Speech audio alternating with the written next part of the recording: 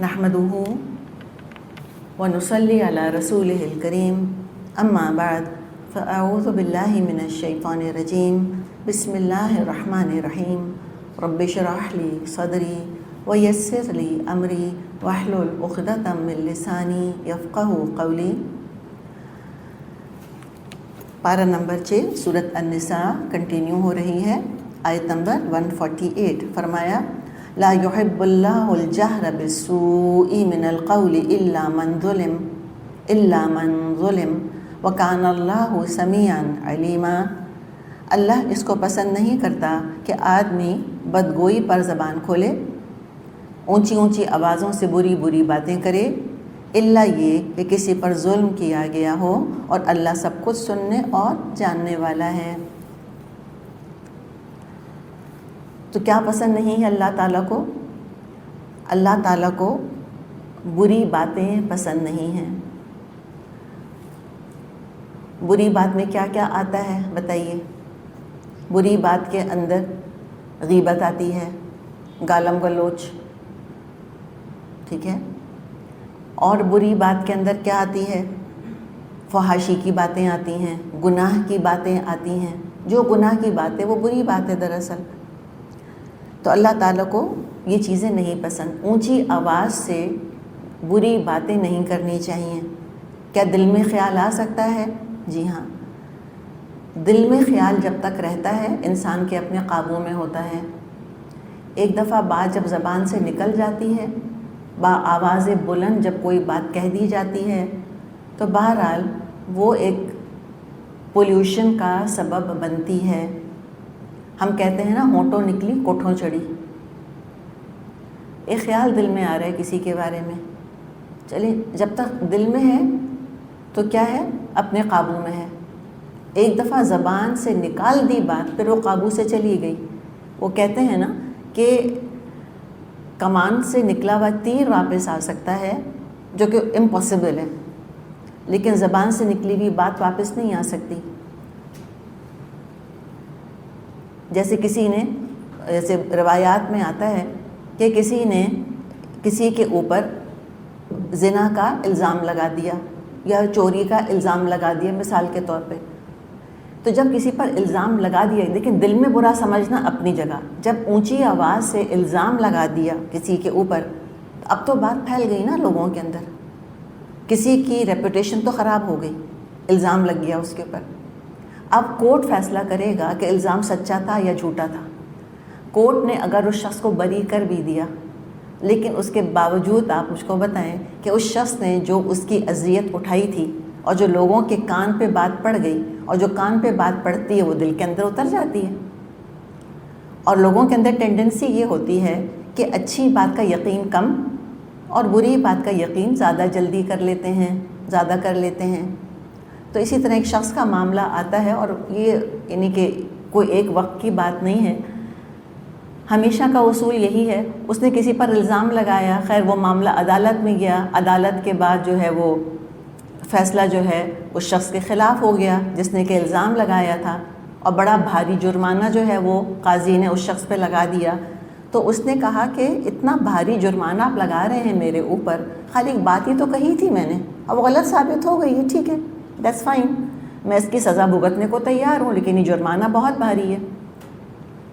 तो उस काजी ने कहा कि अच्छा तुम ये पता नहीं पत्ते या कोई चीज़ उसको दी, या कोई उसको पर दिए या पत्ते दिए, और कहा कि तुम किसी बुलंद जगह जाकर खड़े हो और इनको उड़ा दो। वो उड़ा कर आ गया। जब वो उड़ा कर आ गया, उसके बाद काजी ने कहा कि जाओ अब वो सारे पत्ते वापस लेकर आओ, तुम जमा करके लाओ। तो उसने हंसने लगा कि आप कैसी बातें कर रहे हैं, तो हवा तेज़ चल रही थी, मुझे नहीं पता वो पत्ते उड़ के कहाँ चले गए, मैं कहाँ से लेकर आऊँ। काजी ने कहा यही तुम्हारी बात का असर हुआ है, तुमने कह दिया, वो कहाँ कहाँ वो बात चली गई, अब उसको लौटाना नामुमकिन है। तो लिहाजा इस्लाम ने ये जो स्लैंडर जिसको कि हम कहते हैं, इसके ऊपर इस्लाम ने बड़ी सख्त सज़ा रखी है।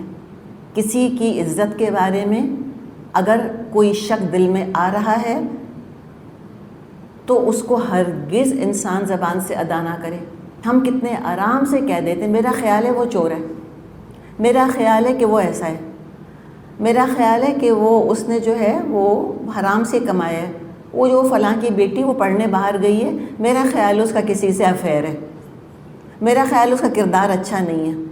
وہ فلاں کا بیٹا وہ فلاں جگہ فلاں جگہ پڑھنے چلا گیا، مجھے لگتا ہے وہ ڈرگز میں پڑ گیا، مجھے لگتا ہے اس کے دوست بہت خراب ہیں، مجھ کو لگتا ہے وہاں اس نے شادی کر لی ہے کسی سے، مجھے لگتا ہے ماں باپ کو نہیں پوچھ رہا. اس طرح کی باتیں تو ہمارے کانوں پہ عام پڑتی رہتی ہیں. تو یہ جو بولا جا رہا ہے یہ مجھے بتائیں کہ یہ برائی ہے کہ اچھائی ہے؟ بری باتیں ہیں. تبھی تو کہا گیا ہے حدیث میں کہ من صمت نجا، جو خاموش رہا اس نے نجات پائی. اس خیال کے برے خیال کے شر سے اپنے آپ کو بھی بچا لیا اور دوسروں کو بھی بچا لیا. تو یہ دراصل ہیں الجہر بالسوء من القول، کہ بری باتیں اونچی اونچی آواز سے کہنا. صرف ایک ایکسیپشن رکھا ہے اللہ تعالیٰ نے کہ ایک حالت ایسی ہے جب کہ زبان سے بری بات نکالی جا سکتی ہے. اچھا، اور وہ کیا کنڈیشن ہے کہ اگر کسی پر ظلم ہوا ہوگا تو پھر وہ اس کے خلاف برائیاں کر سکتا ہے، وہ اس کی شکایتیں کر سکتا ہے، اس لیے کہ اب تو اس کے پاس ثبوت ہے. کیا ثبوت ہے؟ وہ خود ثبوت ہے جیتا جاگتا کہ دیکھو یہ میرے ساتھ زیادتی ہوئی ہے، اس نے مجھ کو ایسے کہا، اس نے میرا حق لے لیا، وراثت نہیں دی، یا اس نے مجھ کو دھوکہ دیا، یا اس نے مجھ کو تنگ کیا. اسی طرح یہ بتائیں بد دعا منہ سے نکالنا اچھی بات ہے کہ بری بات ہے؟ جہر بالسوء من القول ہے یا یہ کہ بہت کوئی میٹھی بات ہے بد دعا دینا؟ بہت بری بات ہے. اور بعض دفعہ یہ بد دعا اتنے آرام سے لوگ دے دیتے ہیں، بعض دفعہ اولاد تک کو دے دیتے ہیں کہ اللہ سمجھے گا تمہیں، اللہ تم کو بھی ایسی اولاد دے جیسی تم ہو، اللہ تمہاری اولاد بھی تم کو ایسا ہی تنگ کرے جیسا تم نے مجھ کو تنگ کیا، اللہ کرے مر جاؤ. یہ چیزیں کیا ہیں؟ بد دعائیں ہیں ساری کی ساری. تو دی جا سکتی ہیں بد دعائیں؟ نہیں. ہاں، لیکن کس کو بد دعا دی جا سکتی ہے؟ اس کو جس نے کہ بہت ظلم کیا ہو، اس کو بد دعا دی جا سکتی ہے. تو یہ بات ہے جو کہ یہاں کی گئی ہے. اور بات حقیقت میں انصاف کی ہے کہ اگر مظلوم کو بھی حق نہیں دیا جاتا کہ وہ ظالم کی شکایت کرے یا آواز بلند اس کا ظلم بیان کرنے کا حق رکھے اور بلند آواز سے اپنے حق کا تقاضا کرے، تو یہ خود ظلم بن جاتا. مظلوم کا بالکل گلا دبا دینا، بات ہی نہ کرنے دینا، وہ کہہ ہی نہیں سکتا. بھئی اس کو ایک شکایت ہے، اس پر ظلم ہو رہا ہے، زیادتی ہو رہی ہے، جب تک وہ کسی کو بتائے گا نہیں، اس کے اپنے پاس طاقت نہیں ہے کہ وہ ظالم کا ہاتھ یا ظالم کی زبان روکے، تو وہ کسی اقتدار والے کے پاس جائے گا اور جا کر بتائے گا. تو جب بتائے گا تو تعریفیں تو نہیں کرے گا، ظاہر ہے پھر تو وہ برائی پر زبان کھولے گا، وہ شکایت کرے گا اس کی.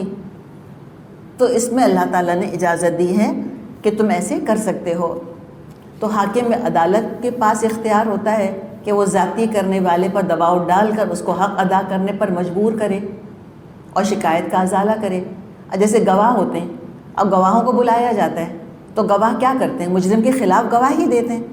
کیا کہیں گے؟ وہ یہی کہیں گے نا کہ ہاں اس نے قتل کیا، ہم نے اپنی آنکھوں سے دیکھا، اس نے اس کے ساتھ زیادتی کری، اس نے اس کا مال مار لیا ہے، اس نے اس کو دھوکہ دیا ہے، ہم نے خود دیکھا اس نے دھوکہ دیا ہے، کہا کچھ اور کرا کچھ.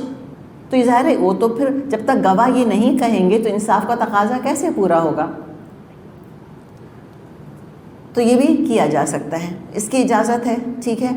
نمبر 2، اعلان شکایت اس لیے بھی کی جا سکتی ہے کہ ذاتی کرنے والے کو بھی پتہ چلے کہ میری شہرت، میری ریپوٹیشن خراب ہو رہی ہے.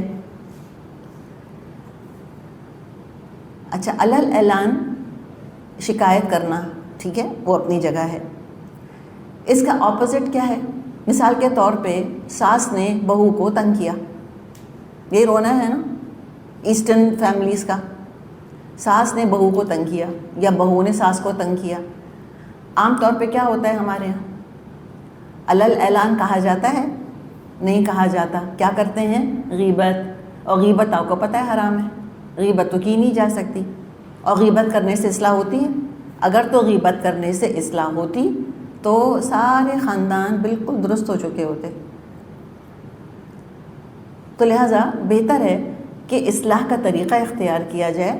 اس کے لیے ذرا سی جرت چاہیے ہوتی ہے کہ پھر انسان کہے کہ بھئی فلاں مجھ کو بہت تنگ کر رہا ہے، اور اس کا ثبوت بھی مہیا ہونا چاہیے، اور اتنی ہی شکایت کرے، اتنی ہی برائی کرے جتنی اس کے ساتھ ہوئی ہے.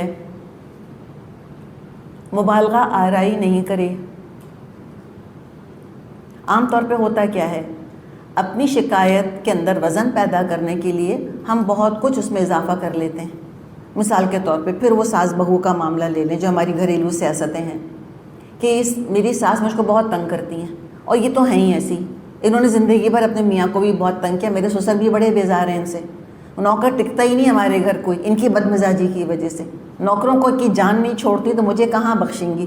سمجھ آ رہی ہے آپ کو بات؟ ہمارے یہاں داستانیں ایسے چل رہی ہوتی ہیں. تو یہ سب کچھ کرنے کی ضرورت نہیں ہے. کڑھائیاں نہ کریں، ایمبرائڈریز نہ کریں، اپنی ذات تک محدود رکھیں. اپنا مقدمہ لے کر آئیں، سسر کا، پڑوسن کا، ساس کی ساس کا مقدمہ لے کر، میڈ کا مقدمہ لے کے جنگ لڑنے کی ضرورت نہیں ہے. اپنی بات کریں بس. اس لیے کہ دیکھیں فریاد کرنے سے بھی دل ہلکا ہوتا ہے اور اصلاح ہوتی ہے اس سے. اس کے لیے جیسے بھی ہم نے بات کری، پھر اخلاقی جرت چاہیے. اس لیے کہ اب جب اونچی آواز میں بات کرے گا تو لوگ ثبوت مانگیں گے نا اس سے. غیبت میں تو کوئی ثبوت نہیں مانگتا. غیبت میں تو جو مرضی مبالغے کرو، جتنی مرضی بہتان تراشیاں تم شروع کر دو. تو اونچی آواز کا مطلب یہ ہے کہ اب آپ کو محتاط ہونا پڑے گا کہ آپ کس شخص کے بارے میں کیا کہہ رہے ہیں. اب وہ شخص خود بھی سن رہا ہے کہ جس کے خلاف شکایت کی جا رہی ہے. اور یہ ایک طریقہ ہوتا ہے ظلم کا راستہ روکنے کا، جو کہ ہم عام طور پہ اختیار نہیں کرتے، اور ہم غیبت کا راستہ اختیار کرتے ہیں، یا اپنے دل کی بڑاس ہم طنز اور طانے کی شکل میں نکالتے ہیں. جب موقع ملتا ہے ہم کہتے ہیں کہ ہم اس پہ طنز کر لیں یا کوئی طعنہ اس کو دے دیں. یہ بھی سب باتیں کیا ہیں؟ طنز اور طانے سے بھی کوئی اصلاح تو کبھی ہوئی نہیں کسی کی آج تک، صرف ایسے کہ دل پھٹتے ہیں اور مزید خرابیاں پیدا ہوتی ہیں. تو یہ طعنہ اور طنز بھی کیا ہے؟ الجہر بالسوء من القول. دعا کیا کریں اللہ تعالیٰ سے کہ اللہ تعالیٰ میں سیدھی بات کیا کروں. اللہ تعالیٰ نے سورہ احزاب میں فرمایا ہے، یا ایھا الذین آمنوا اتقوا اللہ وقولوا قولا سدیدا. اے لوگوں جو ایمان لائے ہو، اللہ کا تقوی اختیار کرو اور سیدھی بات کیا کرو. اور یہ آیت خطبہ نکاح میں پڑھی جاتی ہے، اس لیے کہ رشتوں کو بگاڑنے میں بہت بڑا کردار زبان کا ہوتا ہے. تو یہ طنز نہیں کرنا، طعنے نہیں دینا، غیبت نہیں کرنا، سیدھی بات کرو. سامنے کے اپ فرنٹ بات کرو کہ بھئی یہ مسئلہ ہو رہا ہے، چلیں سولو کرتے ہیں اس کو. تو فریاد کر سکتا ہے انسان قاضی کے سامنے، کسی ایسے انسان کے سامنے جو کہ اس کی مدد کر سکے. اور فرما دی کہ اللہ سمیع ہے. اس نے تو اس عورت کی شکایت سن لی تھی جو نبی اکرم صلی اللہ علیہ وسلم کے پاس آئی تھی اور اپنے شوہر کی شکایت کر رہی تھی. سورہ مجادلہ میں ہم پڑھ لیں گے اس کو کہ اللہ نے اس عورت کی بات سن لی. اے نبی صلی اللہ علیہ وسلم، جو آپ سے آ کر اپنے شوہر کی شکایت کر رہی ہے، وَتَشْتَكِي إِلَى اللَّهِ، اور اللہ سے بھی شکوہ کر رہی ہے.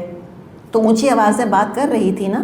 دیکھیں اس عورت کی جرت دیکھیں، بجائے کہ وہ کانا پھونسی کرتی رہتی، اس پڑوسن کو بلا کر، اپنی بہن کو بلا کر، اپنی اماں کے گھر جا کر وہ شوہر کو برا بھلا کہتی رہتی، کوئی فائدہ نہ ہوتا. اس نے اونچی آواز سے اس ظلم کا بیان کیا، اور دیکھیں پہ حل بھی تو نکلا الحمدللہ. اور اس ایک عورت کی جرت کی وجہ سے کتنا بڑا مسئلہ عورتوں کا حل ہوا. تو جب اونچی آواز سے کسی کے بارے میں بات کی جاتی ہے تو باقی لوگ بھی محتاط ہو جاتے ہیں، جو اسی رویے کا مظاہرہ کر رہے ہوتے ہیں. تو یہاں پہ فرمایا کہ اللہ سمیع ہے، اللہ سنتا ہے. سمیع یعنی آواز سنتا ہے، جو کہا جا رہا ہے وہ سنتا ہے. اور سمیع کا مطلب جواب دینا بھی ہوتا ہے، یعنی مجیب بھی ہے، قبول کرتا ہے. آپ صلی اللہ علیہ وسلم نے فرمایا ہے، انصر اخاک ظالما او مظلوما، اپنے بھائی کی مدد کر، چاہے وہ ظالم ہو چاہے مظلوم. اور ظالم کی مدد کے بارے میں آپ نے فرمایا کہ اس کو ظلم سے روکو. وہ رشتے میں بڑا ہو چھوٹا ہو، عمر میں بڑا ہو چھوٹا ہو، روکنا چاہیے اس کو کہ وہ ظلم نہ کرے. پھر کون سا موقع ہے کہ جب انسان کسی کی برائی پر آواز بلند کر سکتا ہے، یعنی کوئی شخص قدرت رکھتا ہے. کون سا موقع ہے؟ ایک اور موقع یہ ہے کہ ایک شخص ہے، وہ قدرت رکھتا ہے، افورڈ کر سکتا ہے، اس کے باوجود دوسرے کو اس کا حق نہیں دیتا، تو اس کو بھی برا کہنا جائز ہے. کہہ سکتے ہیں کہ میرا حق نہیں دے رہا مجھ کو. بخاری میں حدیث ہے، آپ صلی اللہ علیہ وسلم نے فرمایا غنی آدمی کا حق ادا کرنے میں دیر کرنا، غنی آدمی ہے، ٹھیک ہے، حق ادا کر سکتا ہے، نہیں کر رہا، تو حق ادا کرنے میں دیر کرنا یا ٹال مٹول کرنا اس کی سزا اور اس کی عزت کو حلال کر دیتا ہے. اس کی سزا اور اس کی عزت کو حلال کر دیتا ہے. یعنی امپلائیز ہیں، سب آرڈینیٹس ہیں، یا گھر میں کوئی ہیلپ رکھی ہوئی ہے، تنخواہ نہیں دے رہے وقت پر اس کی، تو وہ اونچی آواز میں کہہ سکتا ہے کہ بھئی یہ میری تنخواہ نہیں دیتے وقت پر مجھ کو، 10 تاریخ کر دیتے ہیں، 12 تاریخ کر دیتے ہیں. تو یہ اجازت ہونی چاہیے. اور الحمدللہ جو اسلام کا معاشرہ تھا اور جو اسلامی حکومت تھی، اس میں سب لوگوں کی داد رسی کی جاتی تھی. لیبر طبقے کے اپنے حقوق تھے. یہ نہیں ہو سکتا تھا کہ کوئی ان کو اپنے ملک میں کام کرنے کے لیے بلائے اور مہینوں مہینوں تنخواہ نہ دے ان کو، اور بغیر کسی وجہ کہ ان کی تنخواہ جو ہے وہ اپنے پاس رکھ لے اور خالی ہاتھ ان کو پھر لوٹا دے. یہ نہیں ہو سکتا تھا. تو یہ آپ صلی اللہ علیہ وسلم نے فرمایا کہ جو غنی انسان ہے پھر حق والے کو اس کا حق نہیں دے رہا، تو اس نے تو اپنی عزت کو خود ہی حلال کرا دیا. وہ تو برائی کرے گا جا کر اس کی، اب جس کے ساتھ زیادتی ہوئی ہے. اچھا، ایک اور صورتحال ہے جس میں کہ برائی پر یا برے الفاظ زبان سے ادا کیے جا سکتے ہیں. کیا صورتحال ہے؟ صورتحال یہ ہے کہ جو زیادتی میں پہل کرے اس کا جواب دینے کی اجازت ہے. مثال کے طور پہ کسی نے کہا کہ تم پاگل ہو، تم بے وقوف ہو، تو جواب میں 2 چوائسز ہیں. کیا چوائس ہے؟ ایک کہ انسان کہے میں نہ پاگل نہ بے وقوف، ٹھیک ہے، یہ کہہ سکتا ہے، یہ اعلیٰ ترین درجہ ہے. اور سب تو ایسے متقی نہیں ہوتے کہ اس درجے کو پہنچے ہوئے ہوں. اور کیا پتہ کہ وہ شخص کئی دفعہ درگزر کر چکا ہو کہ اس کو کسی نے برا بھلا کہا اور اس کو گالیاں دیں، اس کو عجیب الفاظ اس کے لیے استعمال کرے اور وہ اگنور کرتا رہا. اب کیا ہو رہا ہے کہ ظالم کا ظلم بڑھتا چلا جا رہا ہے، اس کی ہمت بڑھتی چلی جا رہی ہے. اور ہوتے ہیں کچھ لوگ ایسے کہ اگر ان کو ٹالریٹ کیا جائے، ان کے ظلم کو اگنور کیا جائے تو ان کی جرتیں اور بڑھ جاتی ہیں. وہ کسی کو پنچنگ بیگ بنا لیتے ہیں. اور یہ بعض لوگوں کے اندر یہ بغی ہوتی ہے، وہ جب تک دوسروں پر ٹرانسگریس نہ کریں، جب تک کوئی زندگی میں ایک پنچنگ بیگ ان کے نہ ہو، ان کو چین نہیں آتا. وہ اپنے دل کی بھڑاس واٹ ایور XYZ کمپلیکسز لے کر وہ پلے بڑے ہوتے ہیں، وہ پھر کسی اور پر نکالتے رہتے ہیں. جب تک کسی اور کی عزت پر حملے نہ کریں، لگتا ہے وہ خود باعزت محسوس نہیں کر رہا ہے اپنے آپ کو. یہ ویکنس ہوتی ہے کچھ لوگوں کی شخصیت کے اندر. تو ایسے موقع پر جب دیکھے انسان کہ درگزر کرنے سے معاملہ اور بگڑ رہا ہے تو پھر جواب دے. انشاءاللہ تعالی ہم پڑھ لیں گے آگے سورہ شورى آیت نمبر 41 میں اس کے بارے میں اللہ تعالیٰ نے ہمیں کچھ احکامات دے دیے ہیں، کچھ اجازت دے دی ہے. تو یہی بات یہاں پر ہے کہ جو ذاتی میں پہل کرے اس کا جواب دینے کی اجازت ہے. تو کیا جواب ہو سکتا ہے؟ کسی نے کہا کہ تم بے وقوف ہو، جواب میں کوئی کہہ سکتا ہے میں بے وقوف نہیں ہوں، ٹھیک. اور دوسرا جواب کیا ہوگا؟ کوئی کہ تم بے وقوف ہو، ٹھیک ہے نا. لیکن اگر اس نے کہا ہے کہ تم بے وقوف ہو تو جواب میں کیا کہنا ہوگا؟ تم بے وقوف ہو، بس. اس کے آگے تم بے وقوف ہو، تم پاگل ہو، تمہارے ساتھ پوچھتے بے وقوف اور پاگل ہیں، یہ نہیں کہہ سکتے. اب کیا ہوگا؟ اب جو مظلوم تھا وہ ظالم ہو گیا. تو پاؤنڈ آف فلیش آپ نے سنا ہوگا، مرچنٹ آف وینس مشہور پلے ہے شیکسپیئر کا، اور اس میں جو وہ پاؤنڈ آف فلیش ہے وہ تو ضرب المثل بن چکا ہے. اور حقیقت ہے کہ ایگزیکٹ بدلہ لینا تقریباً ناممکن ہے، تقریباً. لیکن اگر اتنا سیلف کنٹرول ہے کسی پہ کہ وہ اسی لہجے میں، اتنی ہی آواز میں، اتنی ہی بات کہہ سکتا ہے تو بدلہ لے لے، اس کو اجازت ہے. اسلام ایسا دین نہیں ہے کہ جو یہ کہے کہ کوئی تمہارے ایک گال پہ تھپڑ مارتا ہے تم اگلا گال اس کے آگے کر دو، ٹرن دی ادر چیک، نامعقول بات ہے نا، بالکل ریڈیکولس بات ہے۔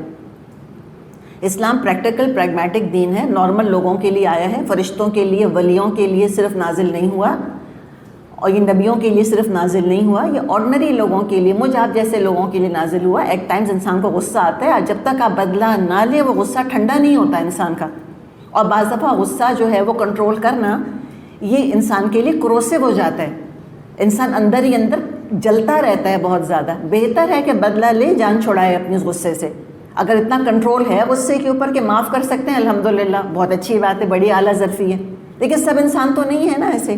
تو اسلام خالی چند لوگوں کے لیے تو نہیں آیا، بس صرف چند متقیوں کے لیے۔ بہت سے لوگ بدلہ لینا چاہتے ہیں، تو کیا گناہ ہوگا اگر بدلہ لے لیں گے؟ ہرگز بھی گناہ نہیں ہے، ایبسولوٹ اجازت ہے۔ آپ صلی اللہ علیہ وسلم نے فرمایا، صحیح مسلم میں حدیث ہے، کہ آپس میں گالم گلوچ کرنے والے جو کچھ بھی کہیں سب گناہ پہل کرنے والے کے اوپر ہے۔ یہ دیکھیں، جس نے کہ آغاز کیا تھا اس چیز کا، جب تک مظلوم زیادتی نہ کرے۔ جب مظلوم ریڈ لائن کراس کرنے لگ جائے تو پھر مظلوم سے ہٹ کے وہ کیا بن جائے گا؟ ظالم۔ اچھا، اور کیا موقع ہے جس پہ کہ ہم برے الفاظ منہ سے نکال سکتے ہیں؟ مفسرین کہتے ہیں ظالم کے حق میں بد دعا کرنا جائز ہے، اور یہ تو ہم نے خود دیکھا قرآن کے اندر، کچھ انبیاء نے قوموں کو یا مخصوص لوگوں کو بد دعا دی۔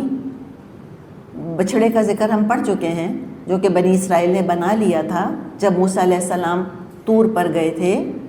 آگے ہم پڑھیں گے کہ بچھڑا بنانے والا تھا کون؟ سامری تھا، سامری۔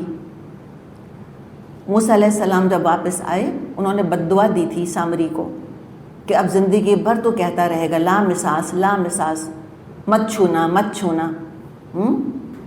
تو یہ بد دعا دی ہے انبیاء نے اسپیسیفک لوگوں کو یا قوموں کو اپنی۔ قارون کو بھی موسیٰ علیہ السلام نے بد دعا دی تھی۔ کہا جاتا ہے کہ قارون جو دھسا تھا زمین میں اپنے خزانوں اپنے گھروں سمیت، وہ موسیٰ علیہ السلام کی بد دعا کی وجہ سے وہ دھس گیا تھا۔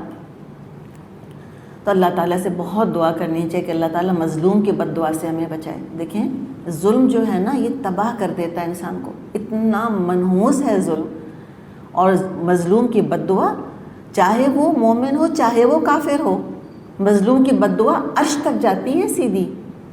اللہ تعالیٰ مظلوم کی دعا سنتا ہے، چاہے وہ مومن ہو چاہے مومن نہ ہو، کلمہ گو ہو یا کلمہ گو نہ ہو، شرک بھی کرتا ہو لیکن مظلوم ہے اور اس نے بد دعا دی ہے ظالم کو، اللہ قبول کرے گا۔ اچھا، ایک اور بڑی دلچسپ ہمیں روایت ملتی ہے، ابو داؤد میں روایت ہے، ایک شخص رسول اللہ صلی اللہ علیہ وسلم کے پاس اپنے ہمسائے کی، اپنے نیبر کی شکایت لے کر آیا کہ میرا پڑوسی مجھ کو بہت تنگ کرتا ہے۔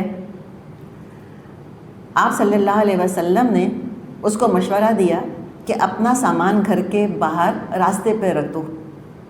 اور جب آتے جاتے لوگوں نے پوچھا کہ بھئی تم سامان اپنا سارا گھر کا باہر نکال کر کیوں بیٹھے ہوئے ہو، تو جو اس سے پوچھتا وہ اپنا حال بیان کرتا کہ میرا یہ پڑوسی مجھ کو بہت تنگ کرتا ہے، اس لیے میں سارا سامان نکال کے سڑک پر بیٹھ گیا، یعنی گھر سے زیادہ مجھ کو سڑک پر چین مل رہا ہے، اتنا میرے پڑوسی نے مجھ کو تنگ کیا ہوا ہے۔ اب ہمسائے کو سب لوگوں نے برا بھلا کہنا شروع کیا، تو اس نے معذرت کر لی اور آئندہ کے لیے اصلاح کر لی اپنی۔ تو یہ ہمیں سیرت سے بھی ایک واقعہ ملتا ہے۔ پھر ہم خود قرآن میں دیکھتے ہیں کہ اللہ تعالیٰ نے منافقوں کا نام لیے بغیر ان کی خرابیوں کا پردہ تو چاک کیا ہے، ان کی صفات بیان کی ہیں۔ کیوں کی ہیں اللہ تعالیٰ نے؟ نعوذ باللہ، اللہ کو شوق ہے کوئی برائی کرنے کا، کوئی ان کو بدنام کرنے کا نہیں، اس لیے اللہ تعالیٰ نے ان کی برائیاں بیان کی تاکہ لوگ ان کی صحبت سے اور ان کے شر سے بچیں، کہیں یہ نفاق کنٹیجس نہ ہو جائے، باقی لوگوں کو ایپیڈیمک نہ بن جائے مدینے کے اندر۔ اور اس لیے بھی منافقوں کی برائیاں کیں اللہ نے تاکہ وہ ڈریں اور اپنی اصلاح کریں۔ اور یہ حقیقت ہے کہ ایسا ہوتا تھا، منافق ڈرا کرتے تھے کہ اللہ تعالیٰ کہیں ہمارے بارے میں آیت نازل نہ کر دے، اور اس خوف نے کئی منافقوں کو مومن بنا دیا الحمدللہ۔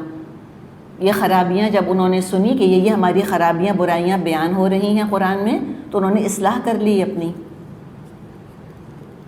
اور دوسرے بھی پھر بے عزتی کے ڈر سے غلط کام نہ کریں، نام نہ لیں۔ اس کے علاوہ بدگوئی پر زبان کھولنے کی اجازت نہیں ہے۔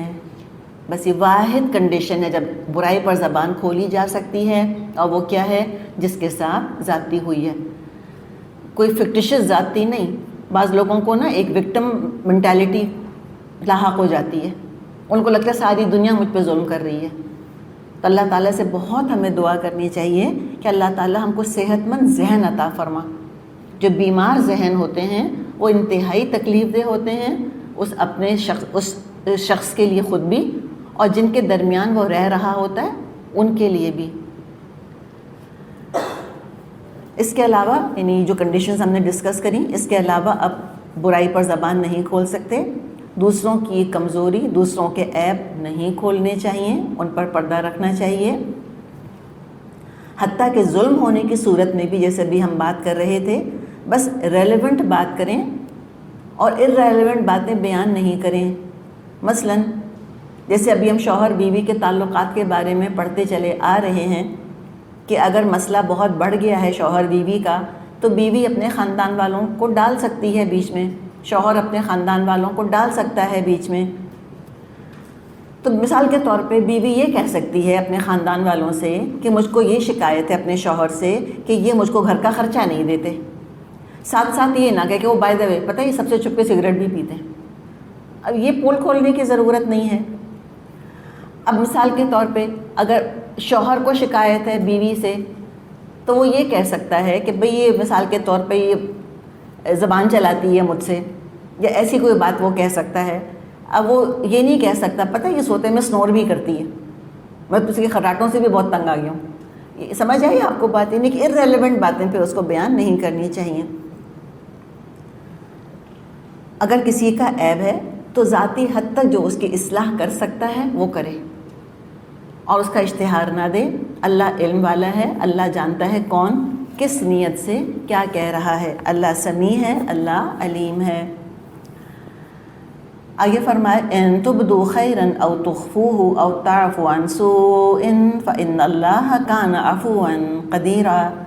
لیکن اگر تم ظاہر اور باطن میں بھلائی ہی کیے جاؤ یا کم از کم برائی سے درگزر کرو تو اللہ کی صفت بھی یہی ہے کہ وہ بڑا معاف کرنے والا ہے، حالانکہ سزا دینے پر پوری قدرت رکھتا ہے۔ اچھا، آیت نمبر 148 کیا ہے؟ عدل، ٹھیک۔ آیت 149 کیا ہے؟ فضل۔ آیت 148 حق لینے کی اجازت دے دی گئی ہے کہ اپنا حق لے لو۔ آیت 149 میں احسان کی ترغیب دی گئی ہے۔ احسان کرنا اللہ نے کمپلسری نہیں کیا، جو اپنی مرضی سے احسان کرتا ہے تو پھر تو اللہ تعالیٰ نے فرمایا ہے سورۃ الرحمن میں کہ هل جزاء الاحسان الا الاحسان، تو کیا احسان کا بدلہ احسان کے سوا کچھ اور ہوگا؟ تم احسان کرو، تم محسن بنو، تم درگزر کرو تو اللہ تمہارے ساتھ درگزر کرے گا۔ یعنی قدرت رکھنے کے باوجود تم درگزر سے کام لو، تو یہ طریقہ اللہ کی سنت سے زیادہ قریب ہے۔ تو پھر بیلنسڈ ایٹیٹیوڈ یہی ہے کہ فوراً بدلہ نہ لے۔ وہی جو ہم نے بات کی، کسی نے کہا کہ تم بے وقوف ہو ٹائپ چیز، فوراً انسان ریٹیلیٹ نہ کرے، پہلے درگزر کرے، اصلاح کی کوشش کرے، سمجھائے، جانے دے۔ لیکن جب لگے کہ اس کی تو عادت ہی بن گئی ہے، اور وہ پہلے خالی بے وقوف کہتا تھا، اب جو ہے وہ الفاظ کے اندر ترقی ہو رہی ہے، تو پھر وہ اصلاح کی کچھ اور کوشش کر سکتا ہے۔ تو بہرحال شروع میں درگزر ہی کرنا چاہیے۔ یعنی کیا بتایا جا رہا ہے آیت نمبر 49 میں؟ الخلق مع الخلق، اس کی ترغیب دی گئی ہے کہ مخلوق کے ساتھ اچھا اخلاق رکھو۔ اچھا، لوگوں کے ساتھ اچھا اخلاق رکھنے کے دو پہلو ہیں جو یہاں بیان کیے گئے ہیں۔ وہ کیا ہے؟ لوگوں کو نفع پہنچانا اور لوگوں سے نقصان کو دور کر دینا۔ لوگوں کو نفع پہنچاؤ اور ان سے نقصان کو دور کر دو۔ انتقام کی، بدلے کی طاقت رکھنے کے باوجود تم درگزر سے کام لو تو اللہ بھی درگزر کرنے والا ہے۔ کیسے پتہ چلا کہ اللہ درگزر کرنے والا ہے؟ آیت کے آخر میں کیا آیا ہے؟ عفواً، اللہ العفو ہے، اور کیا آیا ہے؟ قدیراً، اس بات پر قادر ہے کہ تمہارے درگزر کو وہ بہت سے اجر سے نوازے۔ اس بات پر قادر ہے اللہ کہ تم درگزر کرو گے، تم نے بدلہ چھوڑ دیا، اللہ تم کو اس کا اجر دے گا۔ مسلم میں حدیث ہے، آپ صلی اللہ علیہ وسلم نے فرمایا مال صدقہ کرنے سے کم نہیں ہوتا، اور معاف کر دینے سے اللہ تعالیٰ بندے کی عزت میں اضافہ کرتا ہے۔ معاف کر دینے سے کیا ہوتا ہے؟ اللہ بندے کی عزت میں اضافہ کرتا ہے، اور جو شخص تواضع اختیار کرتا ہے اللہ اس کو اونچا مقام دیتا ہے، اللہ اس کو اونچا کر دیتا ہے۔ تو چھوٹی موٹی ذاتیوں سے، غلطیوں سے درگزر کیے جاؤ، کوتاہیوں کو نظر انداز کر دو، اور تم برائی کے جواب میں خیر خواہی کیے جاؤ تو اس کا انجام بھی مبارک ہوگا، اگرچہ کہ صبر آزما مرحلہ ہے۔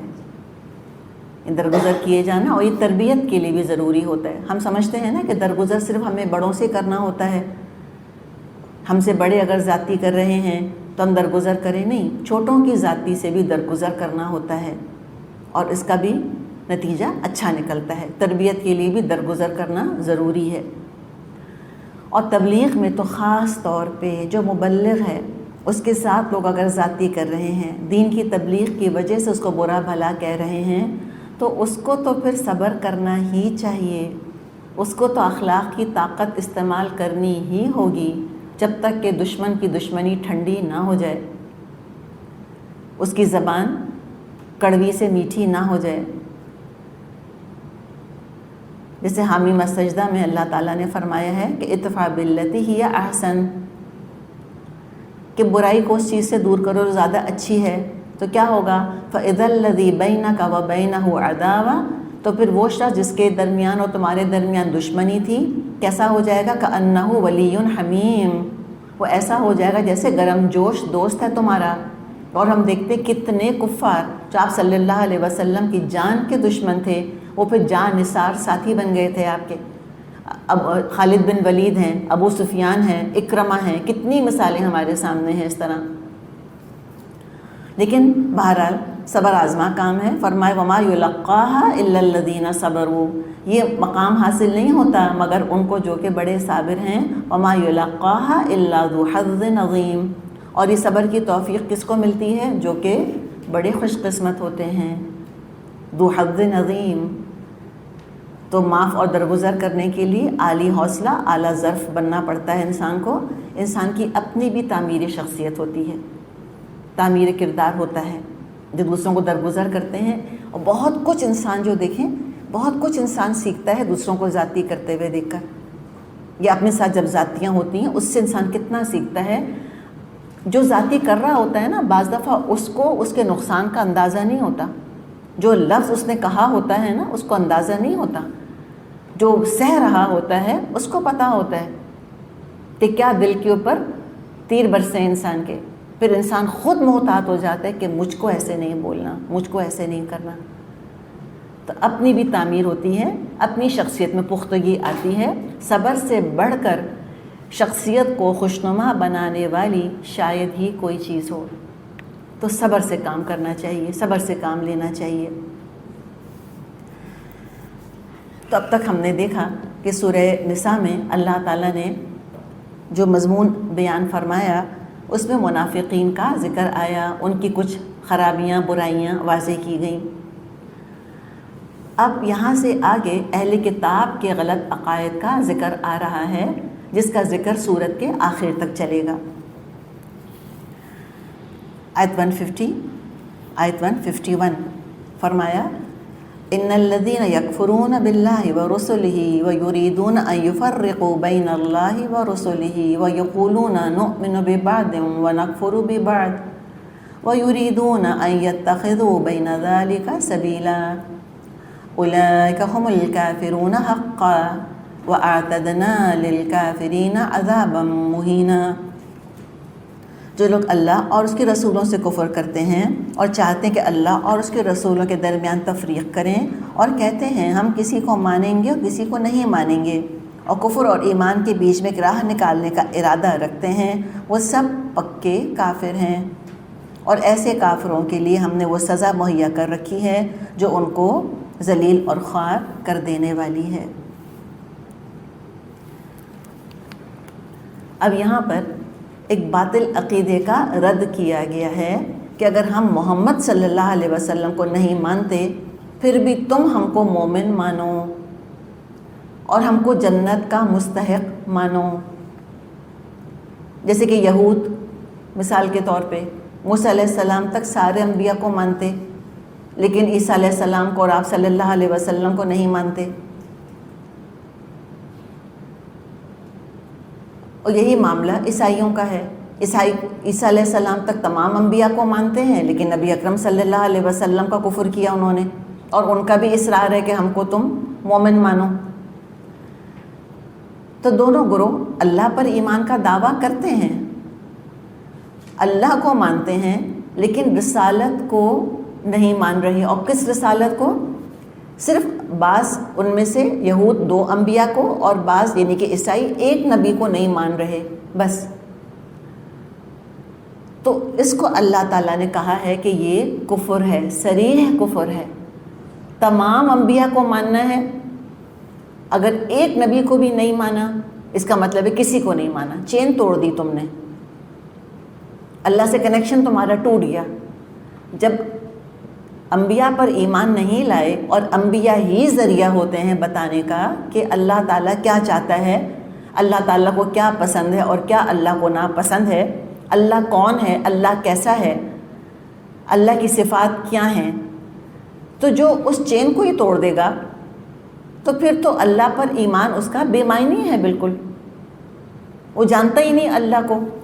تو اللہ کو ماننے کے لیے اللہ کو جاننا ضروری ہے۔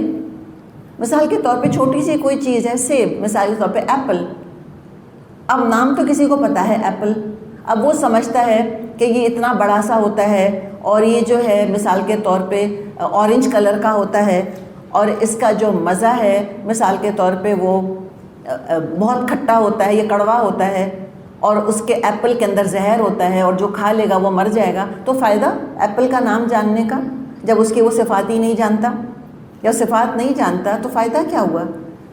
تو یہ ہم آج کل خاص طور پہ یہ دیکھ رہے ہیں کہ لوگ کہتے ہیں کہ ٹھیک ہے we believe in God, we don't believe in prophets. مراد کیا ہے ان کی مراد کیا ہے؟ آج کل جس کو کہ کہا جاتا ہے کہ وی بلیو ان گاڈ، لیکن ہم آرگنائزڈ ریلیجن کا حصہ نہیں ہیں۔ یہ سنا ہوگا آپ نے، ہم کسی مسجد، کسی سیناگوگ، کسی چرچ سے ہم افیلیٹڈ نہیں ہیں۔ کہتے ہیں we reject all organized religions, یہ ان کا کہنا ہے۔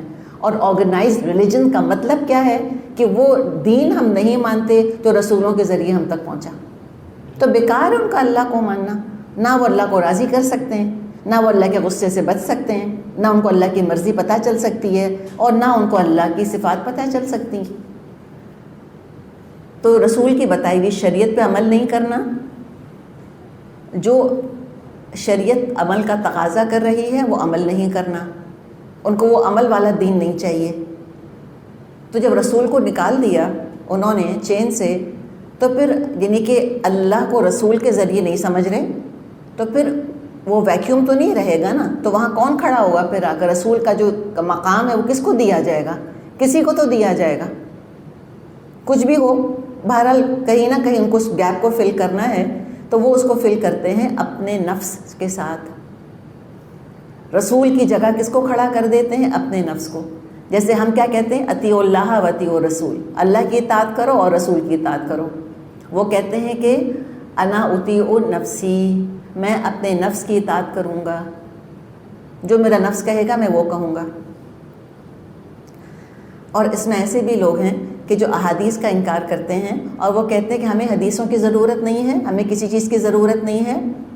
وہ کہتے ہیں کہ تمہاری جو روایتیں چلتی ہیں کہ فلاں راوی نے فلاں راوی سے بیان کیا، تم اس طرح راویوں کے ذریعے چین بناتے ہو نبی اکرم صلی اللہ علیہ وسلم تک، اور پھر وہ تم کو اللہ کی بات بتاتے ہیں محمد صلی اللہ علیہ وسلم۔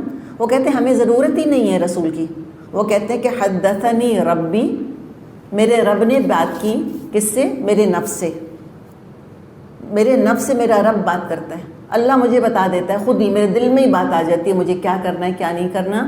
اور کتنے مسلمان کہتے ہیں اپنے آپ کو، نہ نماز پڑھتے ہیں، نہ روزہ رکھتے ہیں، نہ شریعت پر عمل کرتے ہیں، کہتے ہیں یہ تو بیکار کی چیزیں، یہ تو پریلیمنری چیزیں ہیں، یہ تو بگنرز والی چیزیں ہیں.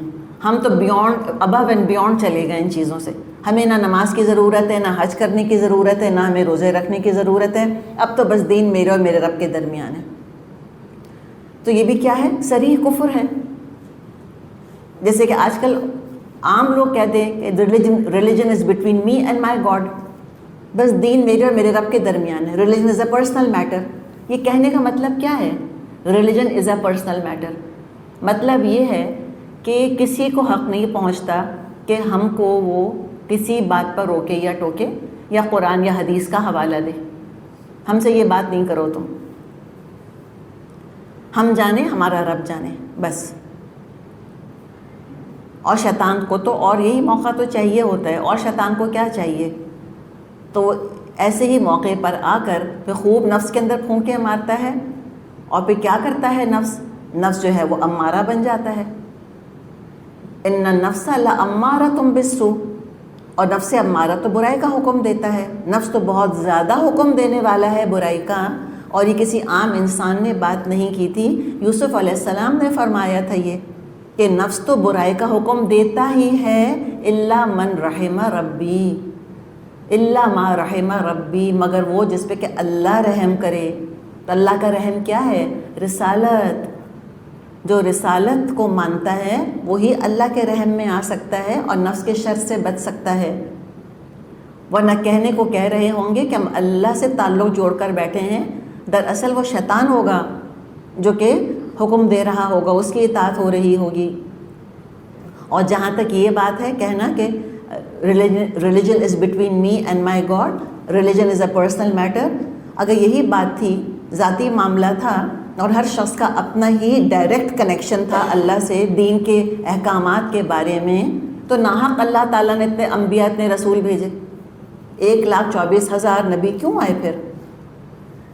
دعا کا جہاں تک تعلق ہے، دعا ڈائریکٹ مانگے گا انسان اللہ تعالیٰ سے. دعا کے لیے کسی وسیلے کی ضرورت نہیں ہے، ٹھیک ہے.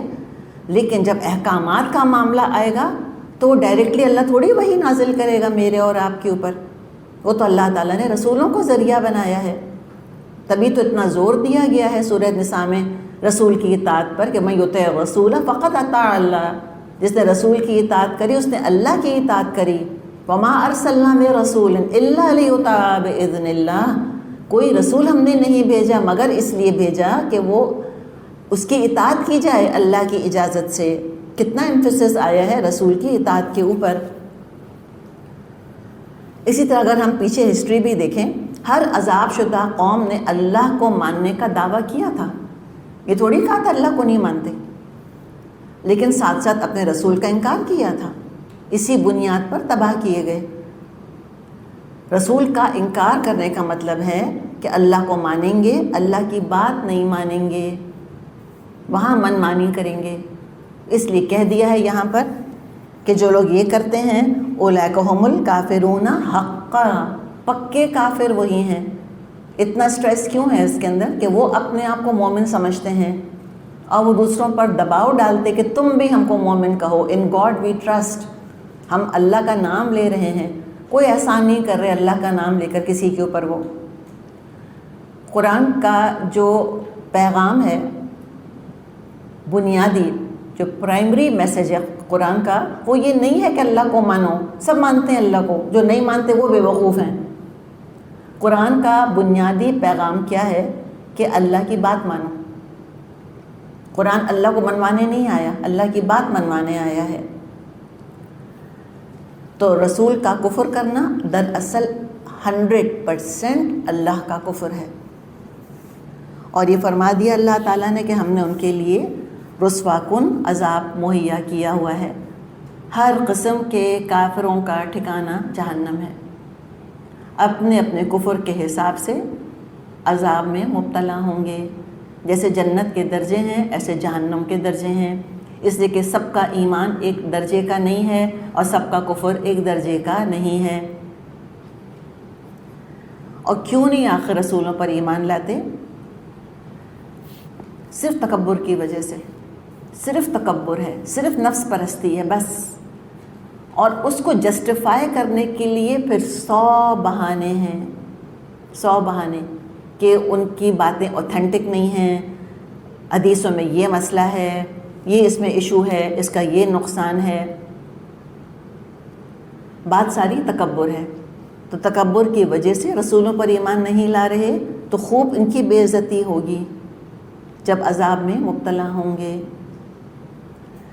اب اس کے برعکس جب وعید آ گئی ہے تو وعید کے برعکس وعدہ بھی ہے اللہ تعالیٰ کا۔ آیت نمبر 152 میں فرمایا والذین آمنوا باللہ ورسلہ ولم یفرقوا بین احد منہم اولئک سوف یؤتیہم اجورہم وکان اللہ غفورا رحیما، بخلاف اس کے جو لوگ اللہ اور اس کے تمام رسولوں کو مانیں اور ان کے درمیان تفریق نہ کریں، ان کو ہم ضرور ان کے اجر عنقریب عطا کریں گے، اور اللہ بڑا درگزر فرمانے والا اور رحم فرمانے والا ہے۔ لیکن سوف کا لفظ بہت اہم ہے۔ ضروری نہیں ہے کہ رسول کی بات مان کے سارے کا سارا بدلہ دنیا میں مل جائے۔ اصل تو بدلہ کب ملے گا؟ عنقریب ملے گا۔ اصل عزت کہاں ہوگی؟ عنقریب ہوگی، حشر کے میدان میں، اور جنت میں جب فرشتے آئیں گے اور ان کو سلام کریں گے، اور کیا ہوگا؟ سلام قولوں میں رب رحیم، رب رحیم کی طرف سے سلام آئے گا، اور وہ عزت افزائیاں ان کی ہوں گی وہاں پہ، اللہ مجھ کو اور آپ کو اس میں شامل کرے، تو وہ وہاں پر ان کو ان کے اجر ملیں گے۔ تو ہم نے دیکھا کہ کفر کے اندھیروں کے ساتھ ساتھ ایمان کے نور کا بھی ذکر ہے، جس سے کہ لوگوں کی زندگیاں منور ہیں۔ تو ترغیب دی جا رہی ہے کہ تم ایمان لے آؤ، جیسے کہ مومن ایمان لائے ہیں تو پھر اللہ رسوا نہیں کرے گا، عذابا مہینن سے تمہارا سابقہ پیش نہیں آئے گا، اللہ سختی سے حساب نہیں لے گا۔ اولئک کا لفظ بھی دیکھیں، اولئک سوف یؤتیہم اجورہم، اولئک کا اشارہ ایمان والوں کی تعظیم کے لیے آ رہا ہے، ان کی عظمت کے لیے آ رہا ہے۔ اور اس سوفا کے لیے ہم نے بات ابھی کری کہ عنقریب ان کو ان کے اجر ملیں گے، یعنی مستقبل میں، اصل اجر تو مستقبل میں پائیں گے، اپنے ایمان کا میٹھا پھل تو جنت کی شکل میں پائیں گے۔ اور یہ سوفا ایمفیسس کے لیے بھی آتا ہے، دنیا میں بھی ایمان کی مٹھاس مومن محسوس کرتا ہے، لیکن پورا اجر تو تھوڑا سا دور ہے۔ اور اجر لفظ کتنا خوبصورت اللہ نے استعمال کیا ہے، اجر عمل پر ملتا ہے، اجرت، محنت کی مزدوری ہوتی ہے۔ تو اللہ تعالیٰ کی نکتہ نوازی ہے کہ اللہ تعالیٰ اس قدردانی کو، اس ثواب کو اجر کہہ رہا ہے۔ اور دراصل ایمان کا ملنا تو اللہ تعالیٰ کی رحمت ہے، اور نیک عمل کی توفیق بھی اللہ ہی کی رحمت ہے۔